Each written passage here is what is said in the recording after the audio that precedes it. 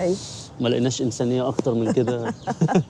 النهارده بقى الجو تلج. لا عيشي. انتوا جايين لي في منطقتي على فكره. انت من هنا اصلا؟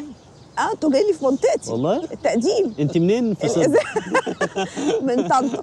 صربي، عارف طنطا. لا مبسوطه ان انا معاكم يا شباب، بس في شويه كام سؤال كده انا كمذيعه احب اسالهم لحضرتك. يا ريت. يا ريت. انت اسمك ايه يا شيكو؟ أنا اسمي شاكر. هشام ايه؟ هشام محمد محمود. انا وهشام نعرف بعض من الجامعه، انا كنت قاعد جنب هشام في السكشن في الجامعه. كنت في كليه ايه؟ هندسه. احنا الثلاثه كنا هندسه. اه وبعدين فهمي عمل حركه جميله جدا، نجح اول سنه اللي هي اعدادي اللي هي اصعب سنه، وسقط اولى مرتين. فهمي كان معاكم في سنه في هندسه. بعد كده حاول سياسه وبعدين واقتصاد. رحت سياسه واقتصاد. ده انتوا شاطرين بقى.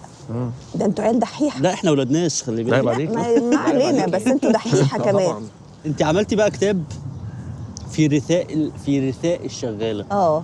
وده طبعا مهم جدا في حلقه الانسانيه. ايوه. علاقه الست البيت بالشغاله بتاعتها. ايه اللي وصلك ان انت تعملي كتاب يعني للشغاله؟ هم طبعا احنا بنطلب منهم ان هم يعاملونا بانسانيه اكتر من كده. طبعا والله انا معاكي جدا. يعني احنا نتمنى ان هم يبصوا لنا بعين الرحمه وما يعملوش فينا اللي بيتعمل فينا. يعني مين دول؟ بعض منهم. بعض من الستات او البنات اللي بيجوا يقدموا لنا خدمه معينه، نتمنى انه الخدمه تتعمل بما يرضي الله وما يعملوش فينا اللي بيتعمل فينا ده، لدرجه ان احنا يعني يسيبونا فجاه ويمشوا، ما تقول لك انا جايه وما تجيش.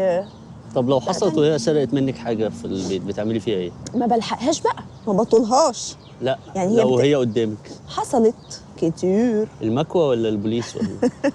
لا بوليس ايه؟ ده انا مره جبت واحده بقى وقلت لها واعترفي والبصمات بتاعتك انا طلعتها. قالت لي ايوه انا. كام حاجه دهب بقى، حاجات كتير وكده. امضي لي هنا على الورقه. قالت لي بقى ومضت على الورقه وخلاص واتفقنا انها هتديني كل شهر 250 جنيه. كام بقى سرقت حاجات بكام ده زمان مثلا من 8 سنين حاجات بايه حوالي 13000 جنيه. ادتني 250 جنيه وما شفتهاش بعد كده.